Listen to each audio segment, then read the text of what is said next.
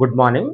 SR online academy ఈరోజు current affairs polity సంబంధించిన అంశాలు మనం గత క్లాస్లో పార్లమెంటరీ వ్యవస్థలోని ప్రధానమంత్రుల గురించి చెప్పుకున్నాం.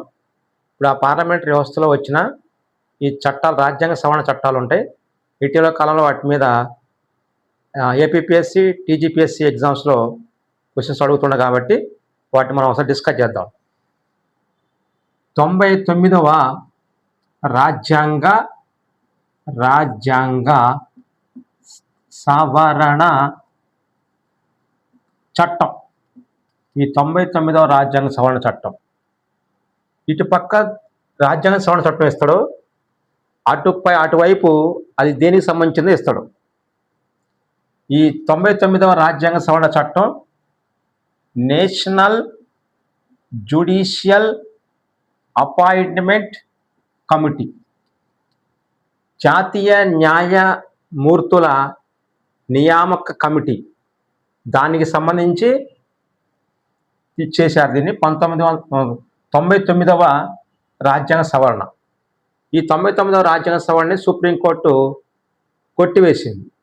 ఇది అప్పుడు ఇంపార్టెంట్ బిట్గా ఉండేది. ఒకసారి దీన్ని డిస్కస్ చేద్దాం. National judicial appointment committee. తర్వాత 100వ రాజ్యాంగ సవరణ చట్టం.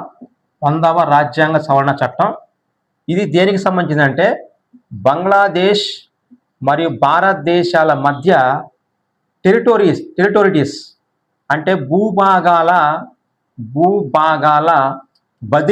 బదలాయింపు. ఈ బదలాయింపు మన యొక్క భూభాగాన్ని, కొన్ని వీటిని బంగ్లాదేశ్కి, బంగ్లాదేశ్ భూభాగాల్ని మన భారతదేశానికి బదిలీ చేసేటువంటి చట్టమే 100వ రాజ్యాంగ సవరణ చట్టం. తర్వాత 101వ రాజ్యాంగ సవరణ చట్టం. 101వ రాజ్యాంగ సవరణ చట్టం. ఇది 101వది. ఇది ఇటీవల కాలంలో ఇంపార్టెంట్గా ఉంటుంది. దీనికి ఎక్కువగా డిస్కస్ చేసుకోవాలి. జిఎస్టి ఇది 2016లో తీసుకొస్తారు. ఇది అమల్లోకి వచ్చిందేమో 2017లో అమల్లోకి వస్తుంది. 2017 జూలై 1 నుంచి ఇది అమల్లోకి వచ్చింది. ఇది చాలాసార్లు ఎగ్జామ్లు అడిగింది. జిఎస్టి, గూడ్స్ సర్వీస్ ట్యాక్స్, వస్తు సేవల పన్ను 2016లో వచ్చింది 101వ రాజ్యాంగ సవరణ ద్వారాగా. ఈ 2017 జూలై 1 నుంచి అమల్లోకి వచ్చింది. ఇది గతంలోని క్వశ్చన్ అడిగింది. ఇది గతంలో క్వశ్చన్ అడిగింది. నెక్స్ట్